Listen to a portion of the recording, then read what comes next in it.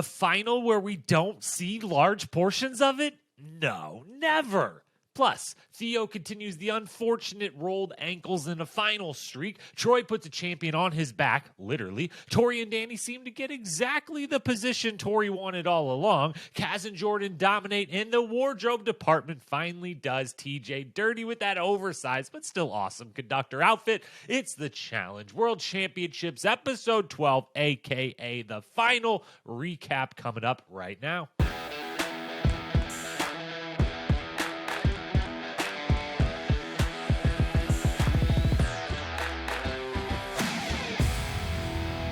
What up, my fellow Challenge lovers? Welcome to The Challenge Historian, where we dive deep into all things MTV's The Challenge, past, present, or future. If it's happening in the Challenge universe, we are here to document it. I am your host and dedicated Challenge Historian, Jacob Hollabaugh. Thank you so very, very much for being here with me, not on this Wednesday, but on this Thursday. Yes, we are a day late here. We do give our sincerest apologies. Things got a little away from us yesterday.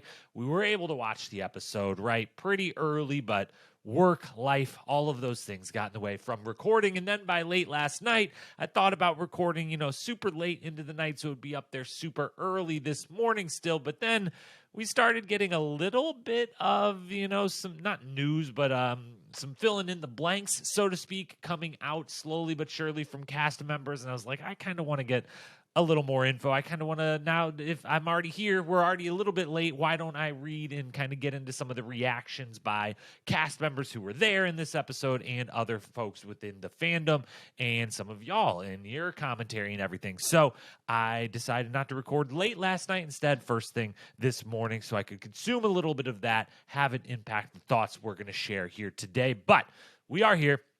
A day late, but better than never, and we're covering the final. Episode 12, the finale, the final. World champions have been crowned. Spoiler alert. Do I need to say spoiler alert when I'm doing a recap? It's titled The Recap of the Final, but Jordan and Kaz are the world champions. First ever, maybe only ever. That's a topic for probably next week. We'll get to that. But we're here to cover the World Championships, the final, all of its glory. We will do that today. Then next week on Wednesday, we will be back with our full season recap and awards. So some of the higher level discussions we will, of course, talk about then versus today. Today is just simply about this episode, the final itself. Other quick programming reminders before we jump in. We also, out of nowhere, inexplicably, I thought, the final of this, we're going to get an All-Stars 4 trailer. I know it. And then we didn't. And instead, we got the first little just TJ's promo of USA 2, which I guess, and they say, coming summer of 23. So I guess, even though that one I think is still filming and All-Stars 4 has been in the can for a while, we're going to get to see USA 2 first.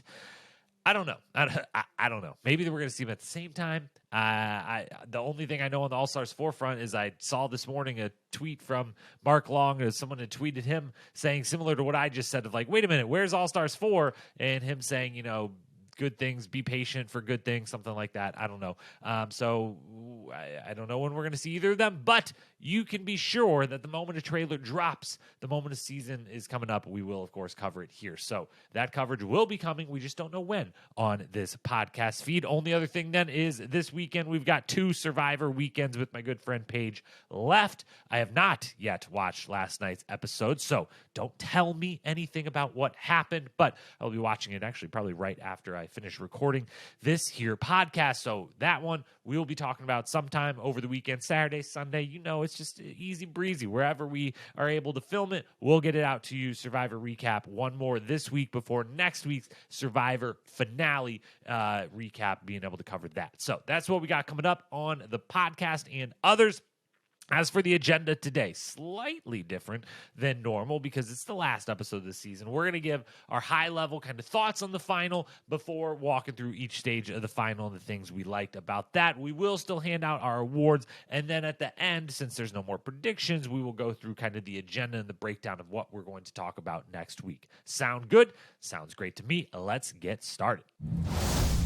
let's kick things off with some high-level thoughts. Before we go through, I'll kind of go through each section of the final and just talk about the things I liked or didn't like, or opinions, anything about those. But looking at a high level first, just at the whole final, this whole episode, what did we think? And the first thing I've got to say is the one thing that I assumed would happen and that we did find out by waiting or not being able to record until now, which is, don't do it if you're not going to show it. It shouldn't be that hard. If you put together this big, massive final and you make them do all of this stuff, show us all of the stuff, because we haven't got the exact specifics yet. I'm sure we will as all of them go on their different podcast circuits, but I have already seen that Danny at least said, at least 30% of what they did wasn't shown, and that kind of tracks with all of the finals on all of these spinoff shows leading into the World Championships and really a lot of recent finals in general. Why? If you take all this time, you have put all this production power, all this manpower behind building this stuff, having them do it, making them do it, and filming it all, well, then why not show us all of it? I know you only have an hour and I'm not asking for the episode to be longer. The final can be a little bit, it is that weird thing that the challenge does where it's like, yeah, we know we want someone to win. We want to know how it's going to happen. But the finals are a little more boring than the rest of the season, because sometimes people just running or biking or swimming or eating or whatever isn't actually all that entertaining. So I'm not asking for this to be a 90-minute episode, 2-hour episode, anything like that. All I'm asking for is you could make the exact same episode that you currently have, but whatever you did that you didn't show, just do a little montage with TJ narrating over top of it of this morning, before this, whatever. I don't know. I guess it's harder than it looks, because I thought I was going to easily just say that out loud. But if they had to canoe or something, I think Danny, maybe someone in the responses, I don't remember. Again, I don't have the info yet. We will have it. But there was either some sort of swimming or maybe canoeing, kayaking type of portion. Just show clips of each of them in the boat with TJ narrating over top of it. The competitors already did a 2-mile swim where Jordan and Kaz came in first by a minute. Then they completed this puzzle, and now they are here at this starting line. And boom, we're into it. Just at least give us an idea of what they did. That quick little montage, it literally add 90 seconds to the episode. It doesn't have to be a 90-minute episode, just add 90 seconds to give us a glimpse of what they did. One, just for, as the historian, for the record books, so I can know how hard was this final? What all did they actually do? But then even more so because that context matters. It makes us feel very different about, if someone quits or has an injury like Theo, and we'll talk about with this episode of you might have your opinions of can you walk 16 miles on a twisted ankle, rolled ankle, sprained ankle or not? But what if you have the context of, well, is that actually when he rolled his ankle, or did they have to do some sort of canoeing or whatever? Did they have to do all this other stuff in it? It makes it be well, yeah, of course you're going to probably, quit at some point. That context matters to an injury. It matters to someone gassing out to for Casey, for instance, in this episode is definitely the one who kind of runs out of steam the most, which is explainable. And we'll talk in a minute about, the elimination right into a final, but is also let me know everything they did so I can properly judge how impressive it is that they finished this thing. And so if someone is tired and gassing out, I believe whatever we missed possibly happened before even, what the start of what we saw, the 4 loops, because, Kaz at the beginning of that is a little bit already man, I'm not, I'm already getting a little tired. I'm already worried about fatigue setting in. It's wait a minute, didn't you just start? And if we had the context, no, they didn't just start. They'd already possibly done maybe even a whole lot of stuff that would tire us regular people out. So show us everything they do. Give us the context. It really, really would help. Next thing, I love and appreciate that this isn't a cruel final. One, no mountain really. They have to do some elevation at the end, which is very difficult because it's at the end, but it's not a mountain. It's not in a desert. It's not super hot. It's not super cold.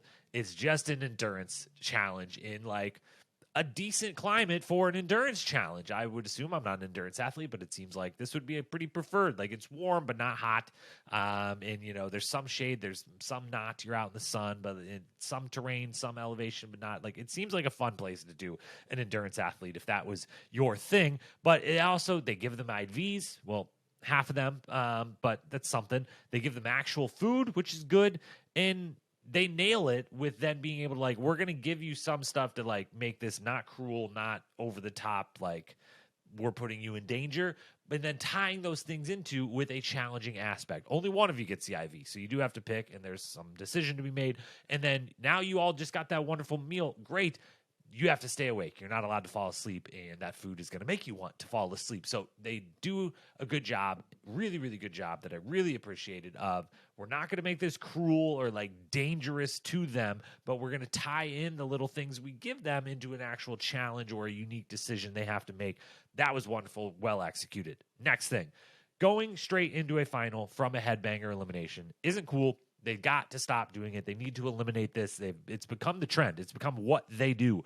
All-Stars 2, I think All-Stars 3, some of the Australia.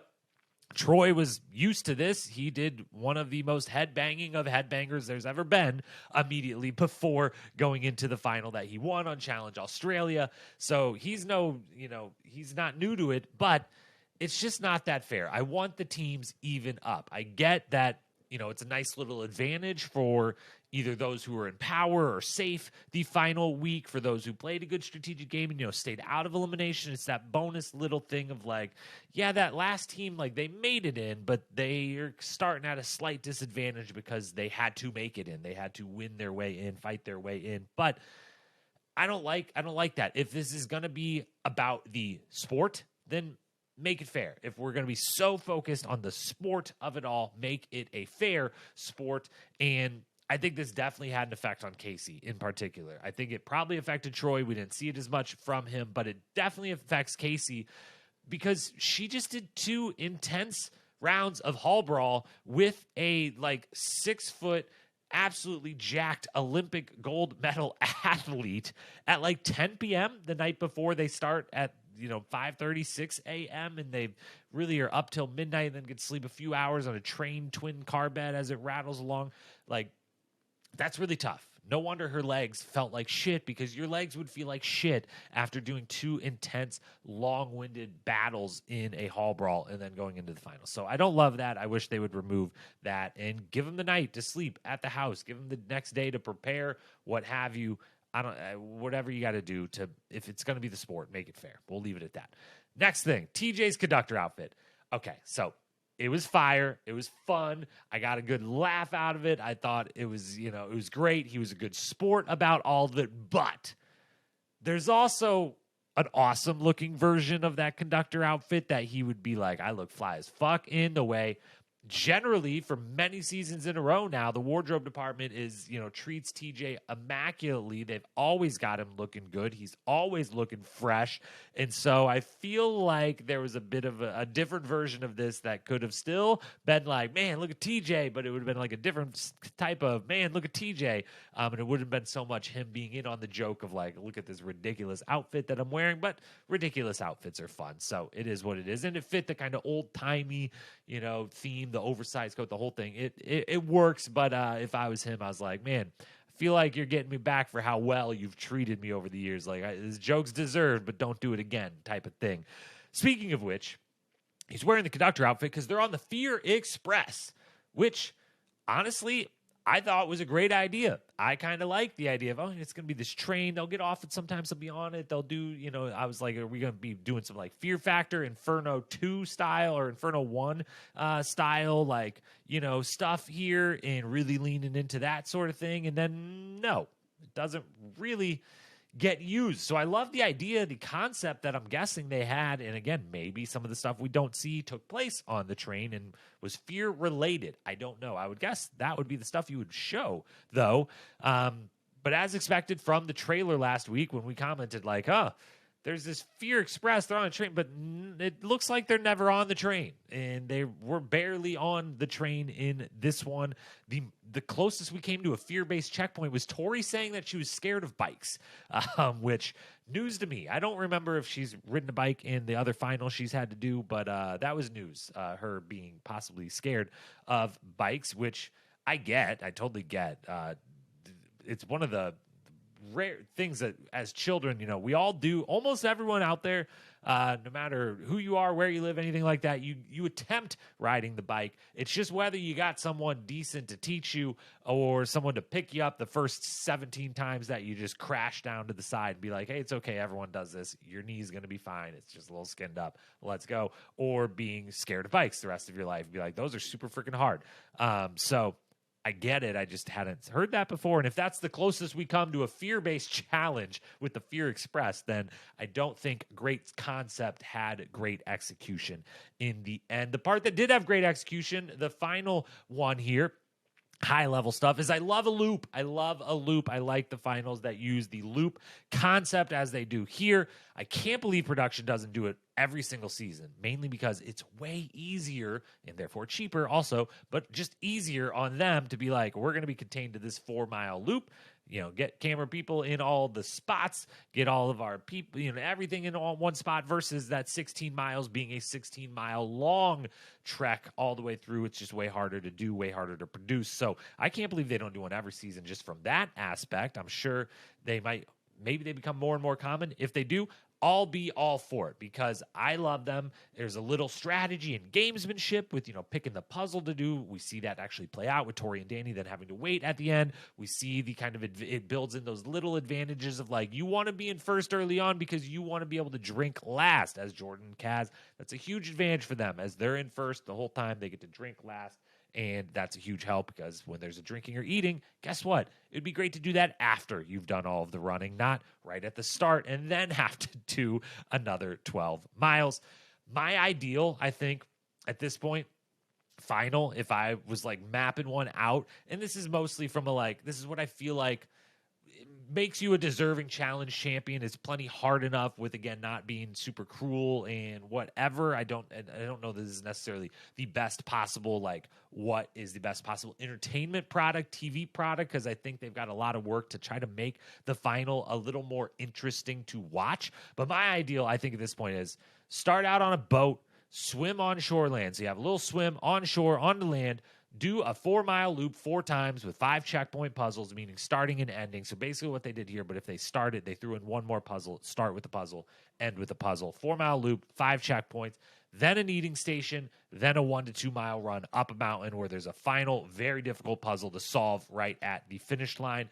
All in one day. We don't need the overnights. That would be my ideal version of a final where it's like, yeah, you ran or swam basically 20 miles in the end. You did 6 or so puzzles. There was a little swimming, a ton of running, a bit of eating. Boom, we're good to go. You could throw in a biking or kayaking, canoeing, maybe one of the loops. If there's like a river nearby, it's like you could trade in one of the loops for a little kayak. One of the loops, you get to ride a bike. You pick which one. I don't know. You could do little things like that. But that's kind of my ideal version of a final. So this one pretty much fit that. Again, what we saw of it fit that almost. So I like this. It was great in my opinion. I don't love the overnight aspect, but it does usually lead to the most entertaining or interesting moments of the finale, which was the case here as we're about to get into.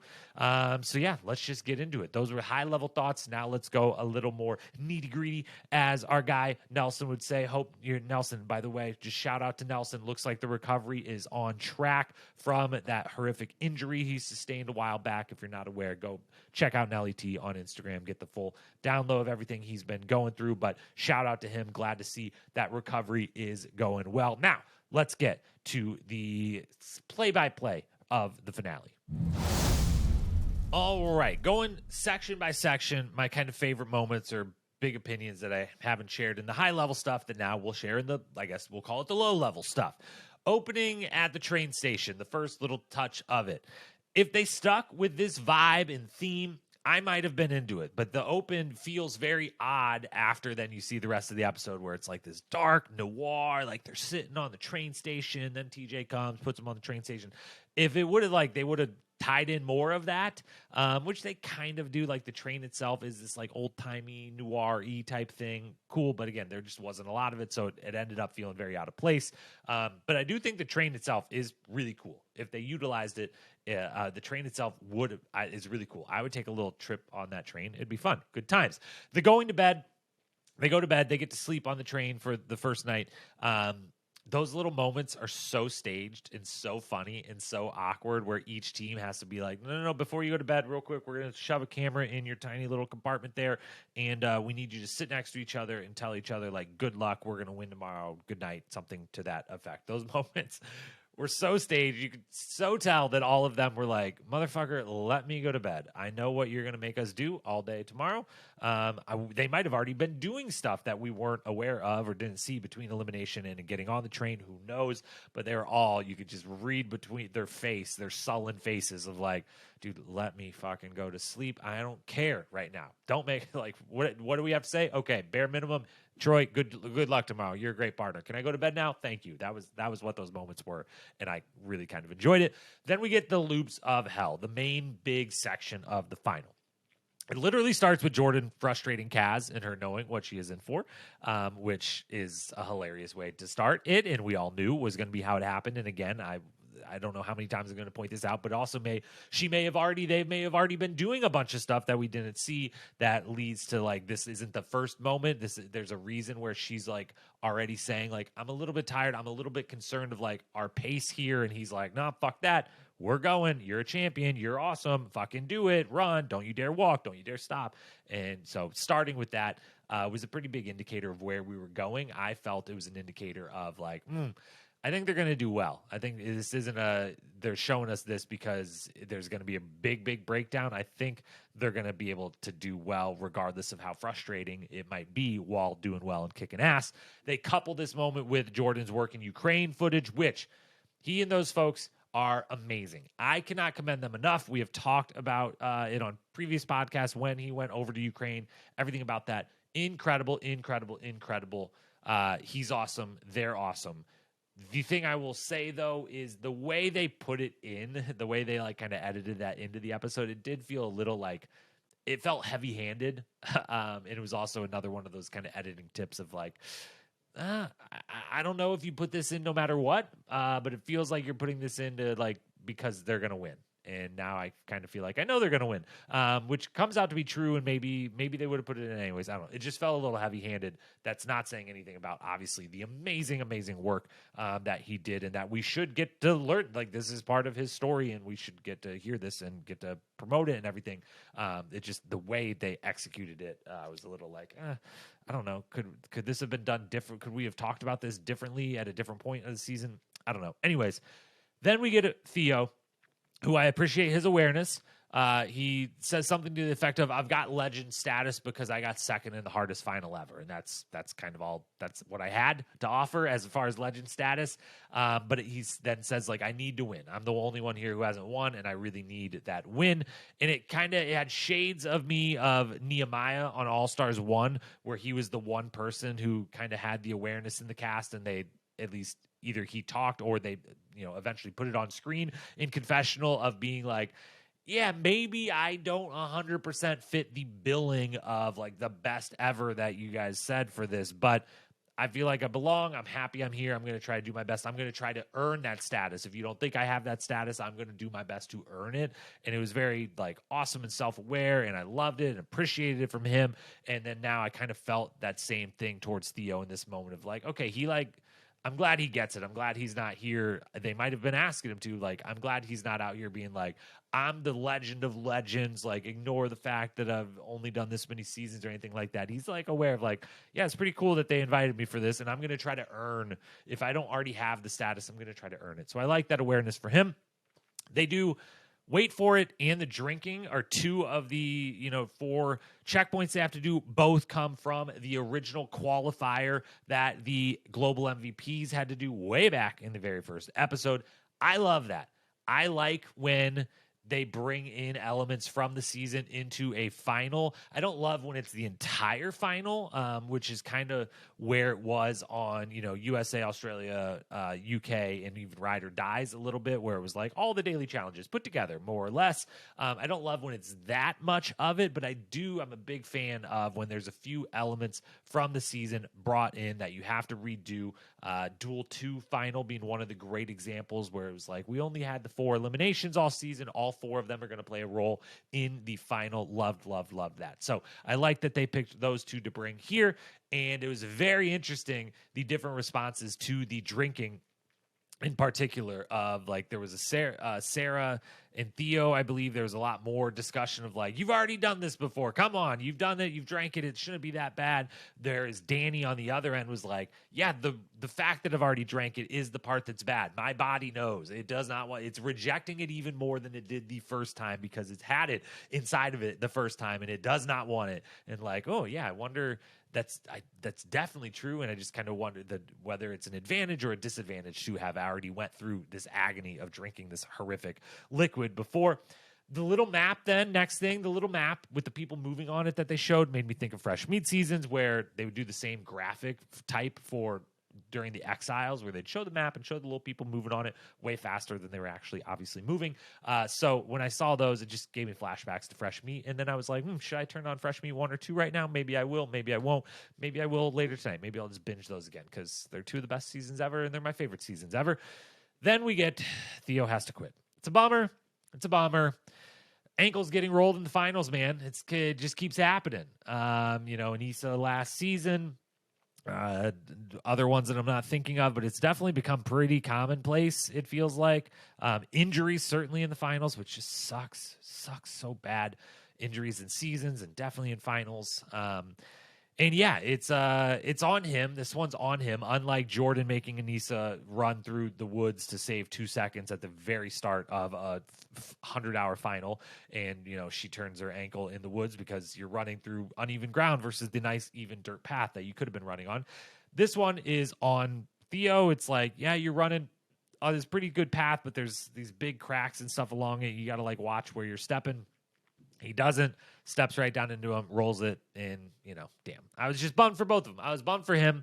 I was bummed for, the excitement of the show of one team just kind of being out of it immediately early on, even though he continues on for a while. The moment it happens, you're like, well, it's over. They're already in 4th, and you're running against Jordan and Kaz and Troy and Casey and Tori and Danny. Like, it's over. So they're out immediately, and I just hate that. This is why I want more teams in the final to begin with, because if someone does roll an ankle, it doesn't get less and less climactic. Maybe if there's 6 teams running, it's like, okay, 1 team's out. We still got 5 we're thinking of. There's still a lot of competition here. So it's a bummer for him. Sarah has to be pissed. She got, when she gets Theo as a partner, it's like, I got the second best runner in the house. The best runner is Jordan. He's an actual endurance athlete, sometimes part-time endurance athlete, Jordan. But Theo is still, even if he's not, I don't know what his workout regimen coming into it was, but has a history as a runner, tall, long legs. It comes back quick. He's got speed, the whole thing. And so she's like thinking that part of the final is our best. We're the best at. I do endurance stuff all the time. You're a great runner. We're going to kill it at that part. It's some other stuff that I'm worried about. And no, it's just the running and the jogging that takes them down and leads them to having to quit. So that stinks for her. A shining light in this season. Much, much respect. We'll talk about her a lot probably on the season recap.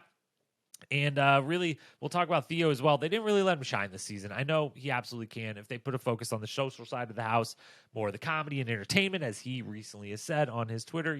I'm not in the show that much because I'm trying to have a good time and be funny and be entertaining, and I don't care as much about the game. I let Sarah take care of that, and therefore I'm not on the screen very much. And I believe him, and I think he could really shine if they focused on those things. So, moving on to the train overnight section then. I'm glad they gave half of them IVs. I hate needles personally, so I didn't love watching those few minutes, but I appreciated that they did it. Brought back, War of the World 1 vibes, and then the eating and staying awake. It's hilarious. It's also cruel. I loved it. The shock collar, man, I'm interested to know what level the shock was. I'm glad we didn't find out. But very interested to know like how how bad it would have been. What it is pretty wild. It definitely, I was shocked that was what they were making them do, and in a good way. I was like, this is hilarious and funny, and this is the type of kind of cruelty or danger that I'm okay with. This is hilarious. I love that they get to eat, and then immediately be like, there was obviously going to be a downside to this, and it wasn't that I was going to walk in and tell you actually what you just ate was blah, blah, blah, blah, blah, when you thought it was this.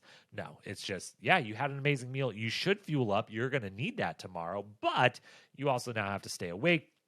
My suggestion, if they were to do a slightly different version, if they're like, oh, maybe the shock collar was like a bit much, and I'm going to start this by telling you it doesn't work, because the thing about the shock collar that works is that they actually all have to follow the rules. They can all do it, because my version, I thought in the moment, I was like, oh, way back, Challenge 2000. They had a daily challenge where they had to all be in a room together for 24 hours, and each team just had their one rule was you had to keep this tennis ball moving. And famously, one of the teams, tied it inside of a bag and tied it up next to a fan that was just blowing it around. And the other one, all fell asleep at different points momentarily and stopped moving, whatever. But if you did something similar to that, like, hey, here's this ball, one of the partners could go to sleep if you want, if you trust the other one to not mess up. And there's a massive penalty if that ball stops at any point on camera. We see the ball stops moving, you nod off, whatever, massive penalty. But the reason with that, and why I say the shot collar kind of is the only way you can really go, if you actually you have to stay up all night and you have to be incentivized to want to do that, is if it's something else like moving a ball. And they're like, oh, so we get a 3-hour penalty. We just lose the final. Okay, well, what if all of us agree? An hour in, all of us are like, hey, what if we all got the penalty? What if we all went to sleep? So you kind of have to go that wild to get them to actually commit to staying up all night. The clothes are fun. The ice and water throwing, super funny, super fun. Again, the overnight portion of these challenges, while I don't love them conceptually, they are the part that usually brings the kind of goofy, loopy moments like this, more of just people talking and interacting versus having to do anything, because their only job is just stay awake. And so it's always funny and engaging, and usually kind of the best part of the final, even if it's a part that from just like the game side of things, I'm not as in love with. This one definitely is very, very fun. Jordan and Kaz are the only two that should sleep. That's the final point about the overnight part. They get an hour of sleep. They should take that. They do take. They all take the little bit of time that they get. An hour's worth it. 30 minutes, I don't know. 15 minutes, definitely. If I'm Danny and Tori, I'm not laying down. I'm not putting that blanket over my head. I'm not closing my eyes, because you are going to instantly fall asleep in the shape that you're in. But being woken within 15 minutes is too short of a time period. I think it's going to be worse in that moment 15 minutes later than it is going to be any sort of benefit. So as hard as it may be, I think they should have just stayed up and said, no, fuck that. And I also think Troy and Casey, even at 30 minutes, might be the same. The hour is at least long enough where you get into a real sleep, and when you're woken from it, it's going to be a shock to the system, but not in the way that's that hour wasn't going to be worth it. So those are the only two I think that should have actually laid down and went to sleep. Next, then, the final part, we get the race to the finish. I love the key slider puzzle. That's a cool puzzle. They should use it again. That's my comment on that. Danny and Tori, I don't know if they just look good at looking not that tired when they're in fact on the point of collapse and falling over, or was she okay with Jordan winning? It's an unfair question that is also fair to ask given the last couple seasons. I know that makes absolutely no sense at all, but to me it does. It's an unfair question where if she was giving it her absolute all, or if she was okay with Jordan or Casey wins, that's good for me too. I'm just out here to get second or whatever. Unfair, but also fair. I don't know how that computes, but in my mind, it does. And I kind of got a read. I'm fascinated to hear Danny talk about this final, because I did kind of get a read from him of yeah, we were maybe not going to go 100% all out. And I'm kind of I'm over trying to, if we're already here, I'm not going to try to overcome that. His body language was interesting to me, to say the least, during this. So I'm excited to hear them talk publicly about this final experience. Troy carries Casey at one point. Big moment, maybe the biggest moment of, outside just the two winners. Troy carries Casey up a hill at one point, which is, he's a beast. He's amazing. He's the best. I love him so much.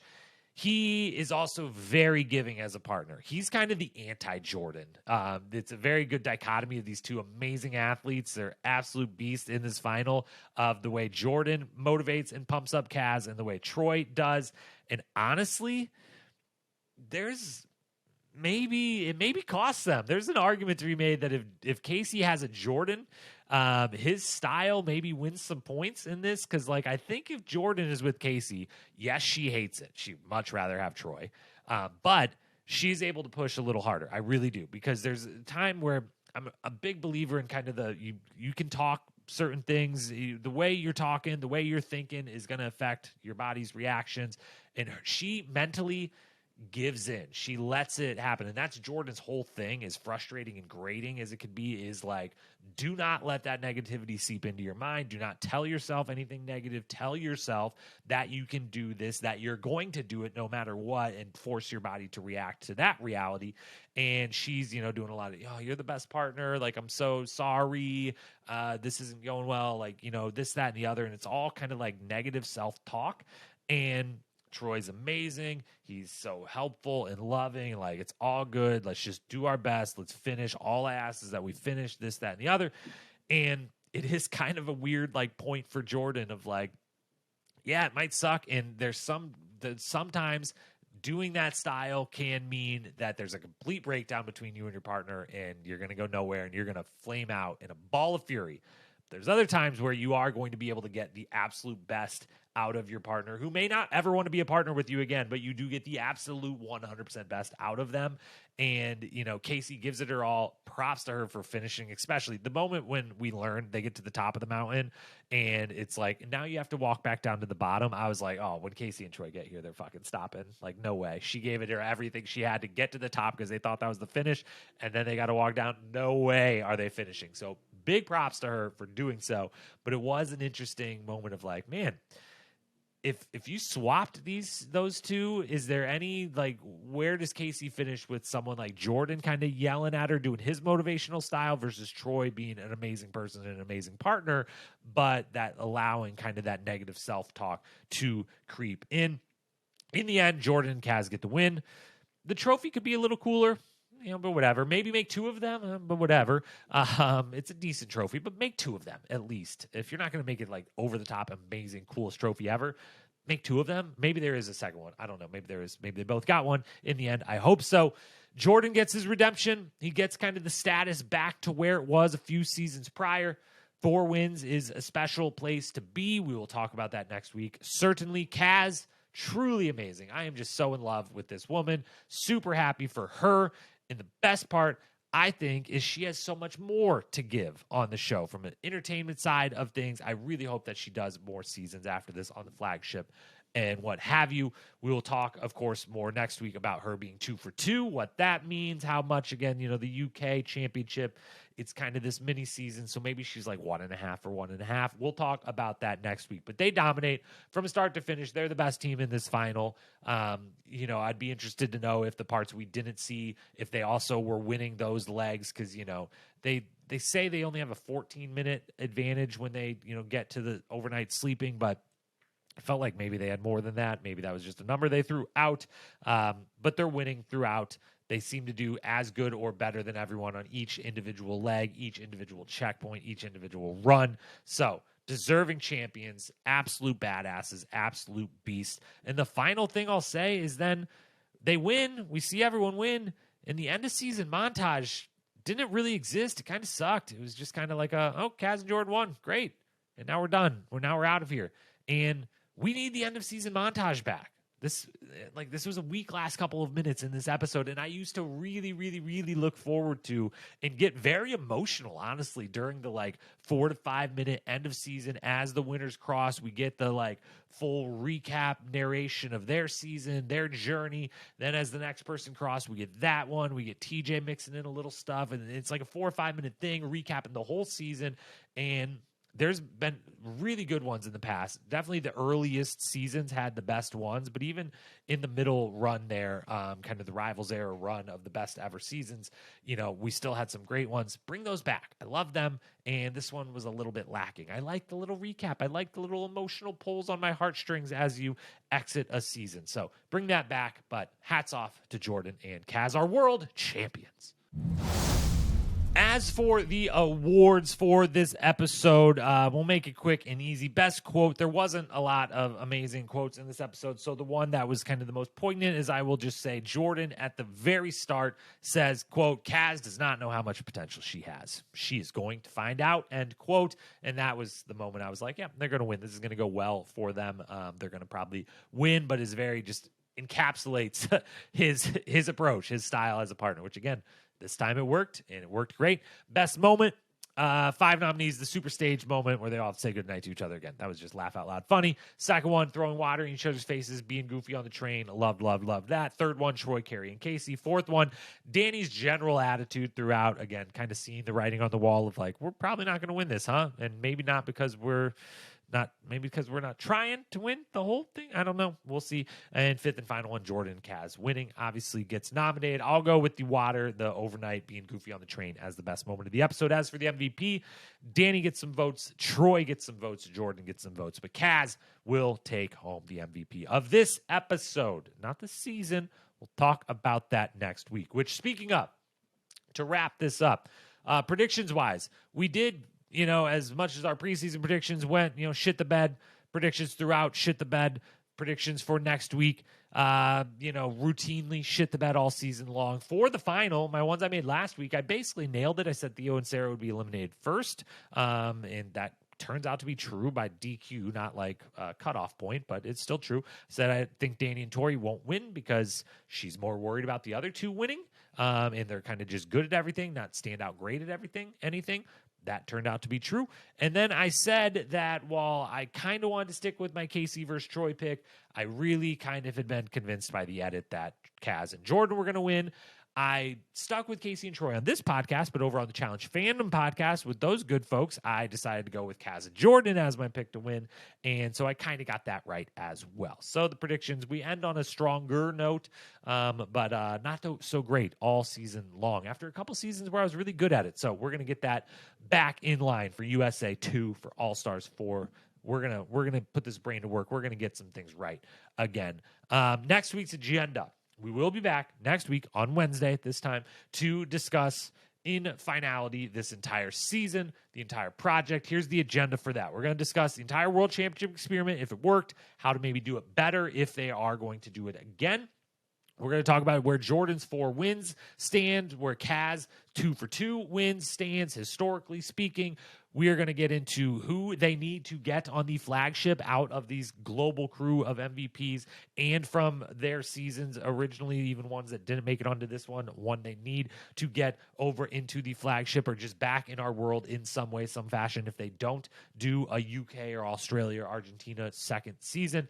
We're going to grade the season as a whole, and then, of course, we're going to give out the awards for the best quote, the best moment, best daily, elimination, and, of course, we will name the season MVP, which is going to be a big discussion. It's very difficult to figure out. There's an obvious front runner. We talked about her all season long, but then she went home right at that point where it's like, is this long enough? Can anyone surpass you? Did either of those people possibly surpass her? We will discuss and debate that next week, and we will crown a season MVP to go with our 2 world champions in Jordan and Kaz. So that is all for today. That is the plan for next week. Hope to see you back here then for that. And hopefully by then we will know, USA 2, All-Stars 4. Maybe we'll have a little more details, a little more knowledge of where this podcast will go based on where these shows and this franchise will go and what we will be seeing next. Maybe we'll put some plans in place for what we're going to do.